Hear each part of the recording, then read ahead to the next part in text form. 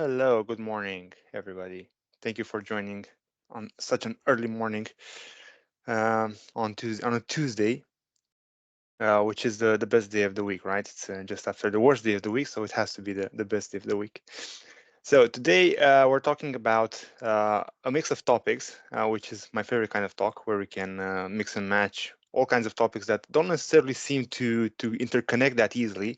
And always the challenge of a speaker is to try and find the connection between these topics. So I set out quite a nice challenge for myself today to present basically what I feel is the connection between authentication and next level types of authentication with fraud prevention, and at the same time how that interconnects with AI under the umbrella of cybersecurity. So, like I said, a pretty interesting and catchy topic for a short 30-minute pill, let's say.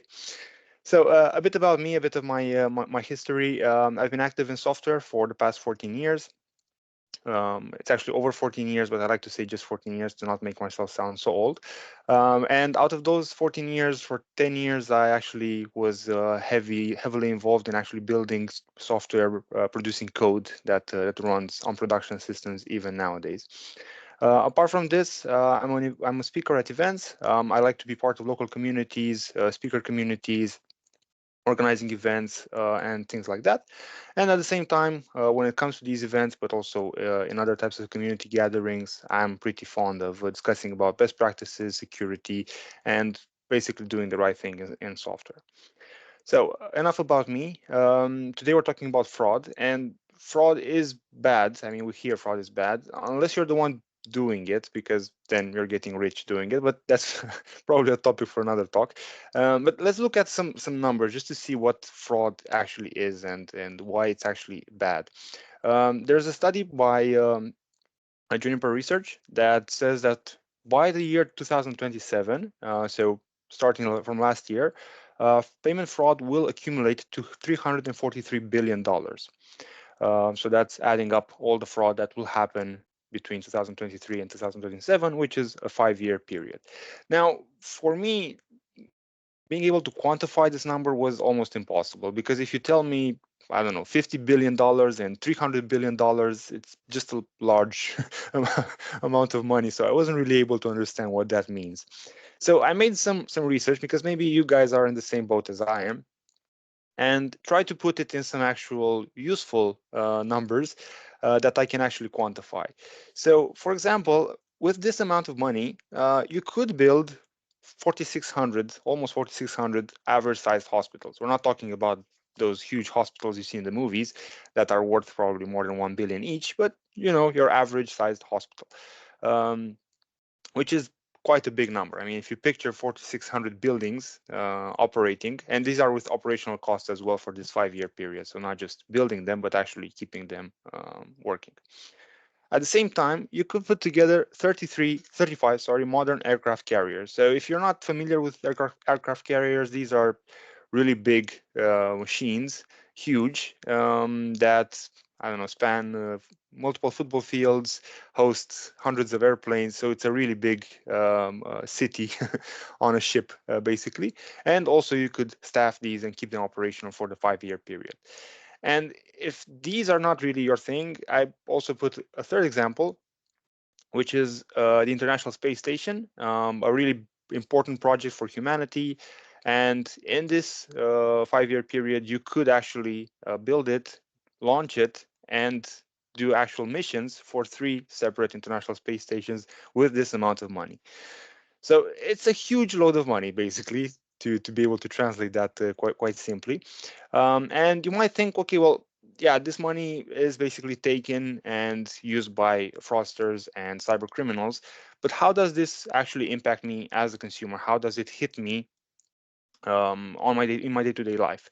So I put together two categories of costs for me as a consumer. The first one would be the direct and personal costs. So if I am the one that has been subject to a fraud, what do I lose?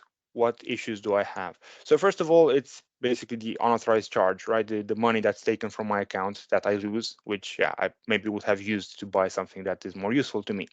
And then you have some additional costs that are taken directly from yourself. So you can have different fees for legal issues, for identity theft. You can have reimbursement delays in case you're insured, for example. It can take months for you to get your money back. And also, if you're subject to a pretty high volume fraud, you can have a big psychological impact and get hit with some additional fees there. Some practical, others more personal.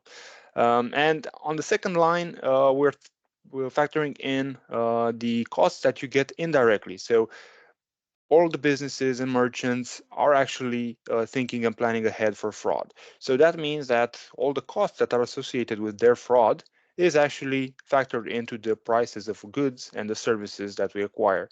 So whenever we buy a book off Amazon, that book has a certain percentage of price increase that factors in the actual fraud from fraudsters. So yeah, as a business, you set money aside to cover the fraud. You set money aside to cover the fraud prevention services. Maybe you have some insurance. Maybe you need an increased level of regulatory compliance that you need to cover with this kind of price increase. And at the same time, you need to keep fraudsters at bay, so you invest quite a lot in technological innovation. So these are some costs that basically impact us at the end of the month when we have to total our expenses for that month. We see these costs hitting our monthly budget. So what can we do as consumers? What can we do to make our lives easier and have our totals at the end of the month not get as impacted as we see here?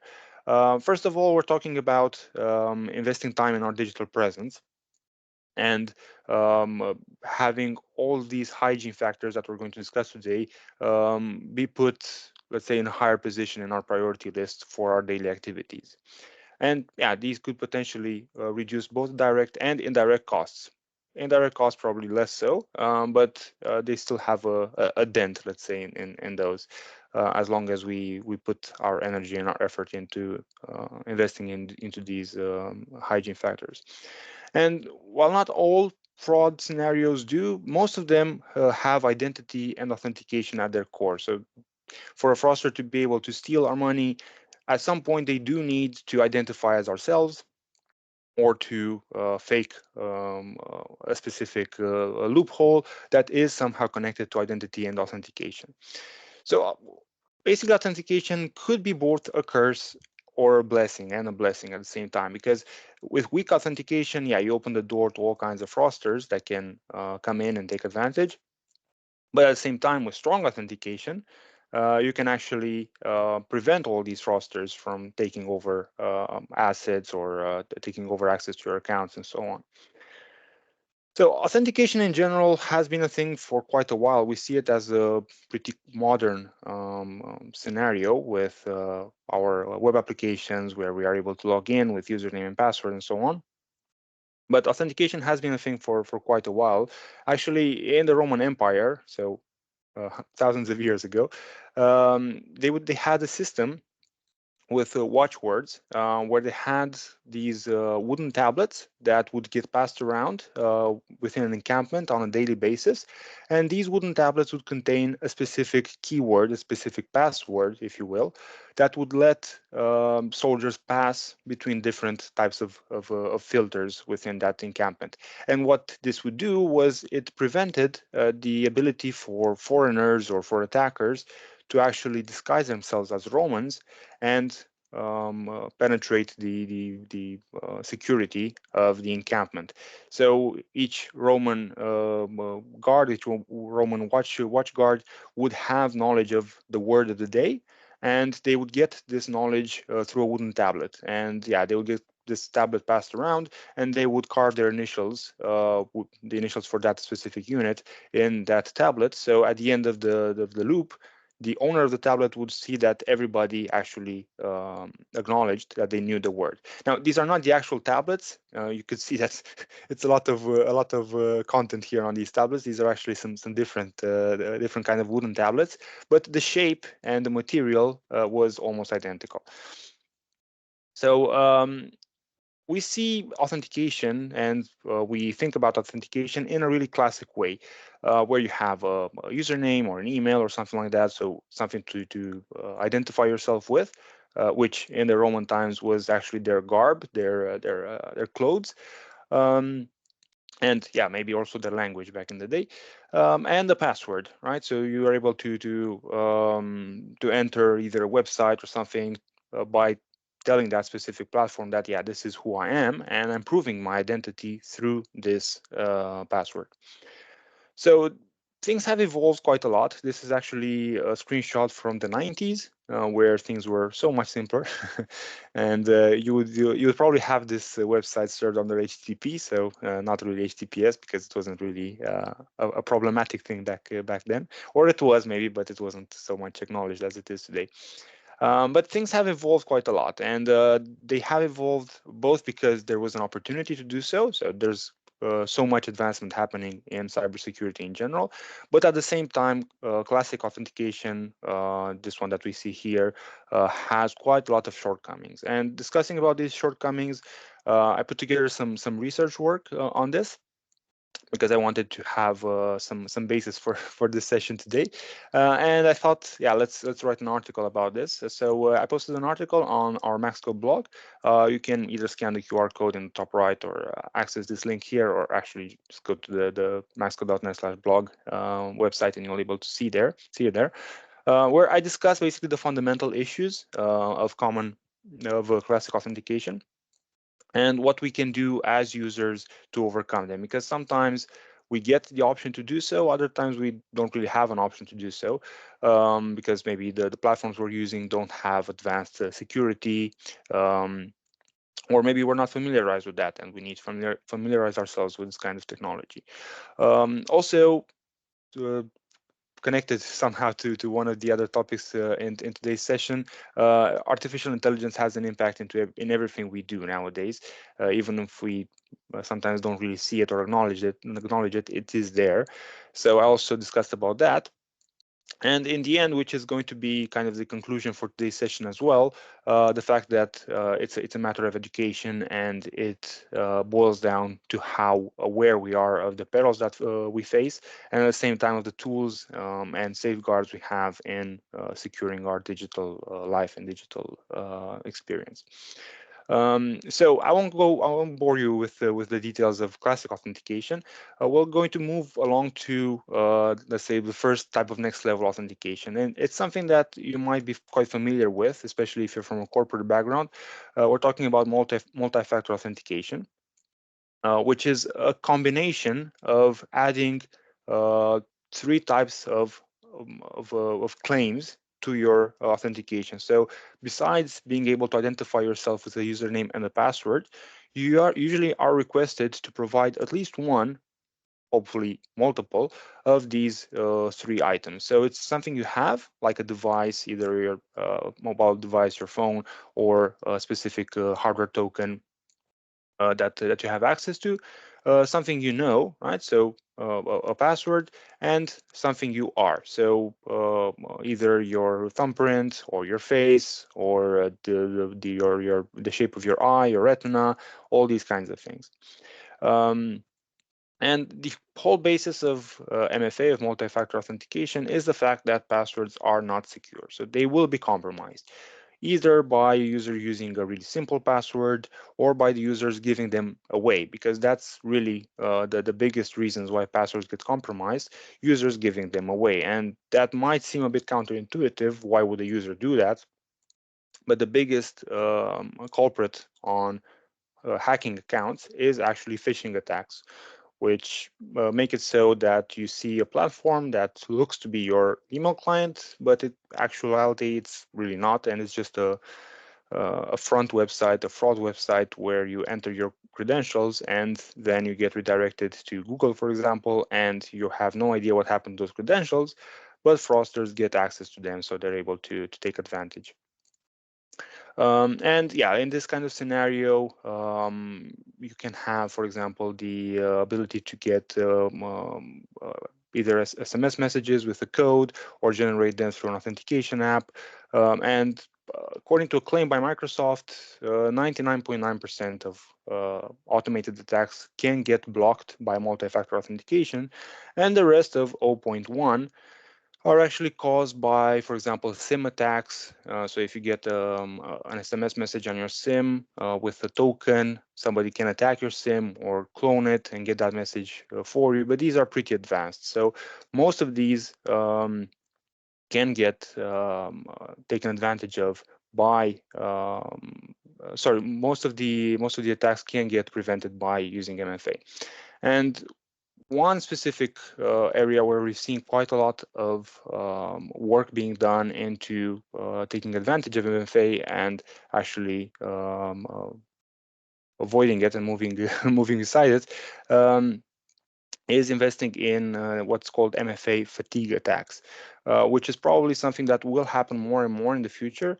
The idea of MFA fatigue attacks is to either bombard a user with attacks, with with MFA requests. So you would have like hundreds of multi-factor authentication requests on your authenticator app, and yeah, you would at some point just approve them because you would think that a software you're using, a piece of software you're using, is not really working correctly, or it's just asking you for a request to authenticate, and you're like, yeah, okay, fine, just move on. But actually, it's fraudsters and attackers that are attacking your account. That's on one end.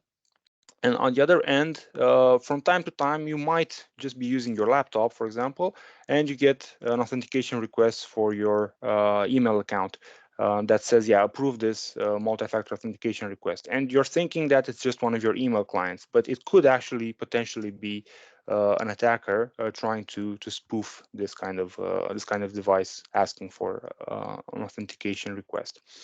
So what can be done here, and what has been done quite a lot, is the idea of proving the connection between a request and the actual response.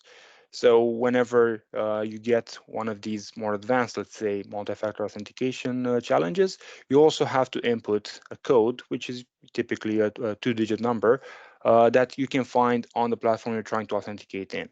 So if you're not trying to authenticate actively within a platform, then you don't know this code, because yeah, it would be normally the attacker there. So this way, you get the ability to prevent this MFA fatigue attack. But the problem is not all MFA implementations use this kind of advanced level. And the second problem here that can be obviously seen is that we're adding even more cumbersome experience for users, so even less convenience when it comes to using this kind of technology. So it's much easier, of course, to just enter a username and a password, hit enter, and be logged in, than to have to go through all of these loops to be able to access a platform you're trying to read from. So this is the, let's say, the first next level authentication method or trend. But since we're talking a lot about passwords, there's also a second type of trend that actually is completely the opposite, which is using passwordless authentication, which sounds a bit weird. I mean, why would something that doesn't use a password be more secure than something that uses a password? That's because we as humans are really, really not careful with passwords. We really don't take care of them. And as I said a few slides ago, in general, passwords are deemed that they will be broken at some point, and they will be attackers will get access to them at some point, either through brute force attacks or by us disclosing them through phishing attacks. Okay, so what's the idea of these passwordless authentications?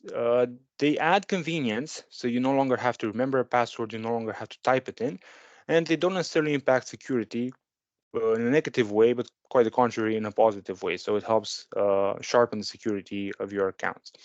So the principle is that you no longer have to type a password. You just type your username or your email or a way of identifying yourself, maybe your phone number or something like that, and you get a one-time password through your SMS or through your email or through notification, and you use that one-time password. Now, of course, this means that you need to have good care of your phone, which in practice, we do have more care. We do offer more care to our phones than to our passwords. So that's a that's a clear indication that this kind of authentication is a bit more secure than MFA. You can also get the concept of magic links, which is getting a link in your email, in an email message that you can access, and through that link, you get automatically logged in. Or you can have things like biometrics. either through fingerprint detection, face detection, or scanning your retina, which require quite a lot of hardware work. So that means you're no longer going to be able to just authenticate in any kind of scenario. You need, for example, for fingerprint detection, you need a fingerprint reader. For retina scans, you need a really good camera that is able to scan the retina of your eye. So the investments here start to get a bit hazy. But for example, with fingerprint detection, we have fingerprint readers in most mobile devices nowadays, which is a really good advancement. Now, with something that doesn't really require hardware on the user side, on the client side, but more so on the platform side, is the final topic here on this list, which is behavioral traits. So behavioral traits in general are probably the most next level authentication methods that we have nowadays that has practical application into the field. Um, and the idea here is that whatever we do, everything we do within a digital system is actually patternable, right? So we can actually create a pattern from our behavior. So whether it's the way we type, so these keystroke patterns, maybe we have a specific rhythm or a specific speed, or maybe we make some time to time we make an error, just like we use, for example, handwriting identification, where we're able to identify if a certain person wrote a specific handwritten piece of text. The same concept applies here, where we're able to make a pattern out of the way we type on our phones. And we have similar concepts for mouse movements, for example, how fast we go, how precise we are when clicking a specific area of the screen or when moving to a specific area of the screen. And at the same time, for touch devices, this is even more so because we use our mobile devices quite a lot more than our non-mobile devices. We're talking about the surface of the touch, so how big of a surface we touch with our fingers, or how hard we press with our fingers on some devices, for example. That's also something that can be detected. And yeah, these are really hard to understand for a human being because you're not able to make a pattern out of these. But with the advent of AI, you're able to do so quite easily, which allows us to have access to this kind of identification through the use of AI, where we're able to or AI is able to make patterns out of our behavior. So how this works in practice, it may seem complicated, but it's actually not. The idea is to collect a lot of data that would connect us to a specific usage pattern. So you would have, for example, a piece of software that would collect data on how you type on a keyboard or how you move your mouse, and it would do that for multiple days on end. And once there is enough data, there is an individual model that can be created based on this data. So this individual model allows us to do two things. First of all, to positively identify a specific action. So for example, if I'm typing and I have a model available, that model can identify that it is me. And at the second time is if an attacker, for example, does that, it can identify that it's not me, it's not somebody else because they type differently. And with enough data, it becomes really difficult to spoof this kind of behavior. So there's some positives and some negatives here. Uh, on the positive side, we have these kinds of behavioral pattern analysis that are quite secure, and they're inherently more secure compared to static password usage. Even though they may not seem like it, it's just like with the fingerprint. We are quite unique in how we use our devices. And if you couple this, for example, with a multi-factor authentication setup, it quickly becomes quite bulletproof, I would say. And the other positive that I see here is the fact that we have convenience. So we no longer have to remember a password. We no longer have to necessarily go to our devices and approve an authentication challenge through our multi-factor authentication device. We just are ourselves, we behave like ourselves, and in that behavior, we are actually authenticating and showing that it is us who we are. And yeah, if we can have access to more advanced hardware where, for example, we can scan our retina here and there, that's even better. There are some challenges, of course, there are some negatives. First of all, like with any AI system, it runs on data, so it needs quite a lot of data to be inputted here. which raises concerns over storing that data, what happens to that data. And yeah, given the fact that there are external systems that need to analyze it in order to allow this kind of authentication, it means that you no longer necessarily have ownership of that data. So it's quite a challenge here. And at the same time, we need to have this always. We need to have this balance between security and usability, security and convenience, which raises some accuracy concerns because we might have or might be in a position where if a system is way too accurate, then it triggers us for secondary authentication challenges along the way. And if a system is not accurate enough, then it might allow fraudsters in through this kind of pattern analysis. So yeah, it's a mixed bag here, and with technology advancing, we're surely going to see a pretty big increase in this kind of analysis. Right now, it's not, let's say, publicly available or generally available. It is publicly available, but not generally applied. But I'm going to bet my money that it will be generally available at some point. So the way I see it is the fact that, like I mentioned, AI has quite a big impact in everything we do on a daily basis, even though we don't see it necessarily. And I've identified like these four pillars, like I call them four pillars of AI-infused passwordless authentication. So how AI impacts the concept of passwordless authentication. So first of all, we have these personalized authentication models, which allow us to create individual profiles for each of the users. And when I say us, I mean us as developers right now. And these profiles can be easily used to differentiate between users and keep false positives to a minimum. Right now, it's quite difficult, I would say, to do this, especially since AI is quite expensive. Using AI on public scale or production scale becomes expensive quite soon, quite fast. But I expect AI to be even more affordable in the coming months, in the coming years, which would make this kind of model usage more affordable and at the same time more widespread.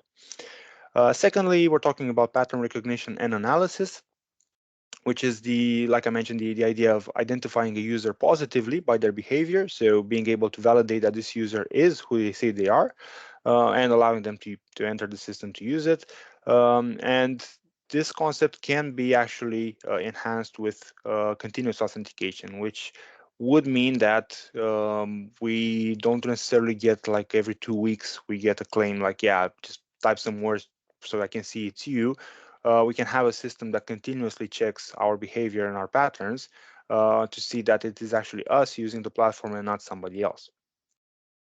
And the reverse of this, of course, is the fraudsters being detected through anomaly detection, where we can identify an anomaly. We can identify that given a specific usage pattern, a behavior pattern, there is a difference in that pattern. There is an anomaly, which usually points to somebody else trying to either use their account or do something claiming they are not who they say they are. And because we as humans evolve quite a lot and we change, we adapt, we grow as individuals, both the physical and in our digital presence, there's the fourth concept, which takes into account this adaptive learning and evolution. So we might learn to type faster. We might get some physical pain in one of our fingers, and suddenly our touchscreen experience is slightly different.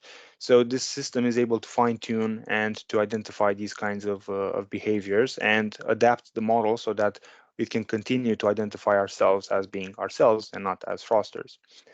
Um, Okay, so after all this talk, because we're getting to the end of the session, I put together some key takeaways. I call them key takeaways for securing tomorrow. What we as users, as consumers, need to do to be able to have a better and safer digital experience out there. The first one, it's probably general advice that you see everywhere. So I don't use public Wi-Fi to log in. Verify the links you click. Check the messages that you receive from people that you might think are your friends, but actually they're fraudsters that are trying to trick you into believing that they are your friends. And yeah, double check websites where you input your credentials. In general, be really careful what you do with your digital presence. That's the top one and probably the easiest one. As long as you're 10% more careful, you're going to have quite a big impact in securing your digital presence. The second one is something that I've been trying to apply myself for the past years. It's activating multi-factor authentication whenever possible and wherever possible. So whenever I get into a platform, I go immediately to the settings of my account and check, have they added an option for me to actually activate multi-factor authentication? And in general, most platforms do. I would say probably over 70% of platforms allow this kind of authentication. So my Authenticator app is full of my accounts, some which I've probably rarely been using, but still, it feels good to know that whenever an authentication claim is made on those accounts, I get a notification and I'm able to see that it happened. Um, the continuation of this one, of course, is number 3, where you're able to use biometrics wherever possible. Biometrics can be spoofed, of course, but they are even more difficult to spoof than MFA. So not many platforms, not many systems allow this. You usually need a physical device to do that. But in actuality, quite a lot of them. For example, I'm able to lock and unlock my car just by using my fingerprint on my phone. And that's really, really cool. And when I discovered that, I was quite excited. So if you're able to use biometrics in your digital presence, do that. And the fourth one, since not all platforms have the ability to use biometrics, of course, and also there are quite a lot that do not allow yet multi-factor authentication approach, they still rely on a combination of username and password. So here we're talking about securing your password, taking care of it, using a password manager, making sure that it's a strong password and not something that actually is password or password one or something like that. So these are kind of basic and common known knowledge. But what I tend to do here is to, from time to time, to have an inventory of my accounts and to check the passwords. Since I'm using a password manager, I'm able to do that, to check the passwords to see if they've been hacked, they've been breached in the past days, and yeah, act accordingly. So this has been the session. I'm not sure if there are any questions. I will try and have a look to see if there are any questions. Yeah, since there are no questions. So thank you very much for joining the session, and I hope you enjoyed it. And we'll see each other in other future sessions like this, where we have short bursts of 30-minute knowledge infusions. Thank you very much, and have a lovely day and enjoy the rest of your week. Cheers.